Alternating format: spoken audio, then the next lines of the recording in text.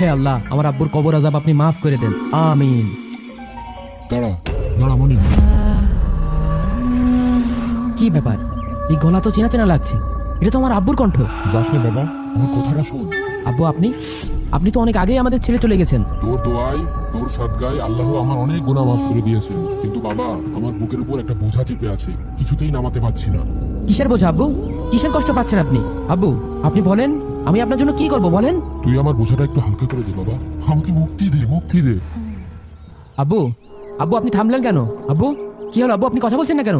আব্বু, আপনি কথা বলেন, একটু বলেন আপনার কিসের আযাব হচ্ছে? আব্বু তো 15 বছর আগে মারা গেছে, তার মানে কি আব্বুর কবরে আযাব হচ্ছে? কিছুই তো বুঝতে পারছি না। কি হয়েছে ভাই? আপনি কবরের সামনে দাঁড়িয়ে একা একা কার সাথে কথা বলছেন? ভাই, এটা আমার আব্বুর কবর, বললে বিশ্বাস করবেন না। এই মাত্র এই কবর থেকে আওয়াজ আসলো আমার আব্বু নাকি অনেক বড় বিপদে আছে, তার নাকি অনেক আযাব হচ্ছে। এখন আমি বুঝতে পারছি না আমার আব্বুকে এই আযাব থেকে আমি মুক্ত করবো কি করে, কি করব? শুনেন ভাই, নিজে নিজে ভেবে কোনো লাভ নেই। আপনি একটা হুজুরের কাছে যান, হুজুর এই সমাধান বলে দিতে পারবে না। হ্যাঁ ভাই, একটা হুজুরের কাছে যাই নিয়ে এর সমাধান চাইতে হবে, যাই। হ্যাঁ, দ্রুত যান।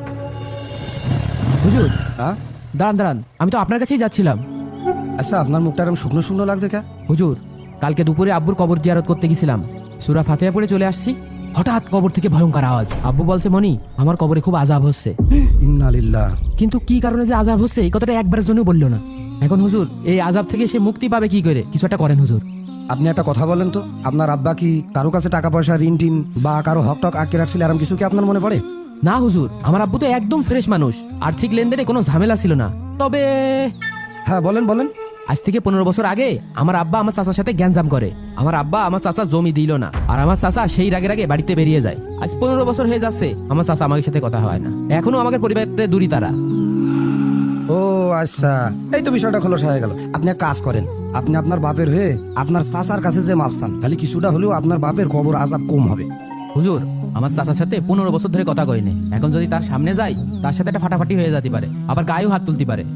হুজুর, আপনি চলেন, আপনি না হয় আমার চাচার বুঝিয়ে বলে নেন। আচ্ছা, ঝামেলা হয়ে যায় আমি দেখছি, চলেন। ওঠেন। হ্যাঁ চলেন। আসসালামু আলাইকুম ভাই। ওয়ালাইকুম আসসালাম। আরে হুজুর, আসেন আসেন, বসেন।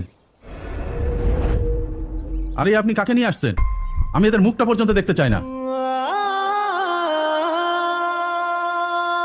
একটু রাগটা কমান লিটন ভাই, আগে আমার কথাটা শোনেন। হুজুর, আপনি জানেন না, ওর বাবা ভরা মজলিসে আমার গায়ে হাত তুলেছিল, আমাকে অপমান করেছিল, আমার ন্যায্য হকটুকু মেরে দিয়েছিল।